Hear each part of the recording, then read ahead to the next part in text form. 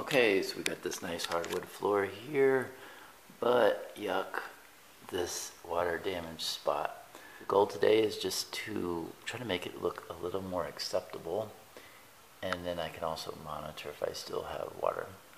So first, I am going to use the Delicate Surface painter's tape.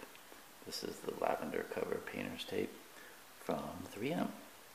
And then I'm going to try to sand it, and we'll see if I can at least get some of that dark stuff out of it. And then after I see how it looks, I'll go from there. Okay, so now I've masked off everything except the damaged area, and I probably could do both of those boards, but I want to see how the sanding looks first. So I'm only exposing the part I don't care about ruining right now. Okay, I'm going to start the sanding. I got this little sanding tool. It's like a hook and loop, and it comes with a bunch of different grit sizes. So I'm starting with a 120. We'll see how that goes. Okay, so we're sanding with this tool, and the board is warped and pretty well damaged. Sorry. So we'll see how this goes. Again, this is just to try to make it look a little bit better. Okay, so I'm still with the 120 and just trying to make it look a little better, get rid of a little bit of the darkness, and again let the sander do the work. I really like this sanding tool I bought, a little cheapy with a lot of different grits, and the hook and loop works really well for this kind of thing. And then what I'm doing is I'm checking with the vacuum.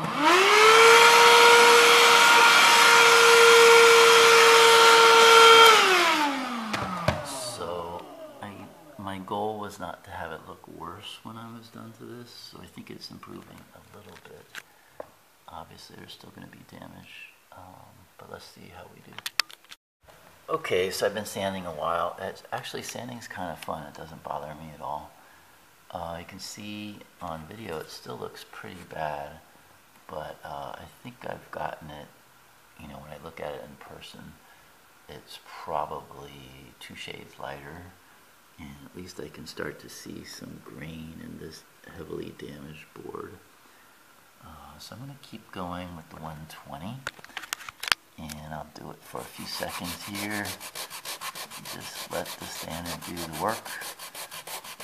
And go with the grain, of course. Still working on this water spot up here. And this is sort of some gray damage. I'm not sure I'm going to be able to do anything with that. But I think on the whole, it looks better than when I started. And again, I'm going to keep going with the 120. And I really like this sander. And I like the 3M Delicate masking tape, because I don't want to ruin the rest of the floor that hasn't been damaged. Alright, I'm going to keep working. Okay, I'm going to switch to a 180. I think I'm supposed to switch from a 120 to a 160, but my kit didn't give me that.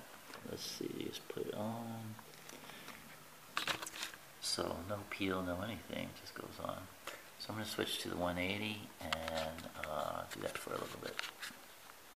Okay, now I've switched to a 240, and I'm using that to blend a little bit some of the areas between the damaged and undamaged, and it seems like it's going pretty well. So with the, I spent most of the time with the 120, and now I'm just working my way up to the finer ones pretty quick, just to get a surface on this. Okay, another thing about this kit, it was more organized than this when I got it, but it's not very well organized. It's just pretty much, I'm not very well organized either. But you just have to find what you're looking for. So I'm going to switch to a 400 now. What I like is they do give you a lot of pieces. And I guess organization, well, I guess you could do that yourself. It did come a little better than this, but I mean, once you start working, it's going to look like that. Alright, I'm going to hit the 400. Okay, now I'm going to hit with a 600 really quick, just to try to blendy in some of these, the good spots with the bad spots. See if I can make that a little less noticeable. All right. Okay, so I just finished with the 600 grit. That didn't take much off, but it did give a nice smooth finish there. Feels about like the undamaged wood. So it's getting dark. I'm going to stop for now, but I'm going to pull this tape off because I don't want to damage the good floor overnight. And it says gentle, but man, it still has some pretty good adherence. So I don't think I want to leave that on overnight. Okay, so let's take this off. Get this off. And I'll show a better picture of how this worked tomorrow. Gotta get some, ooh, it's sticking, huh? Wow. Hopefully it didn't pull up the good part. Okay. Well, we will see. I think I should work from this end. I probably should do this a little slower because this stuff is pretty sticky, even though it says gentle. So let's go slow. Let's go slow.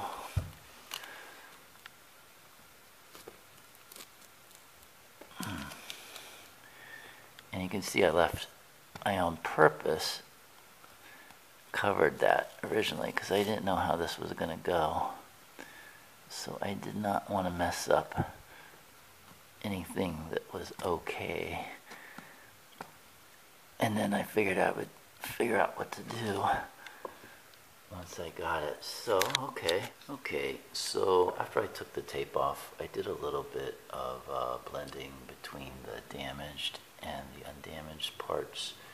Didn't change that much, but I decided I would just stop because I'm not sure I've fixed the leak from the patio door yet, so I don't want to do anything major before I know that's fixed. And now I'll be able to tell if this starts to get some water damage on it, some more water damage. And long term, I thought about replacing the board. That's a little bit involved. I gotta cut these bad boards out, and I do have some of the board pieces. So how that works is they would cut off this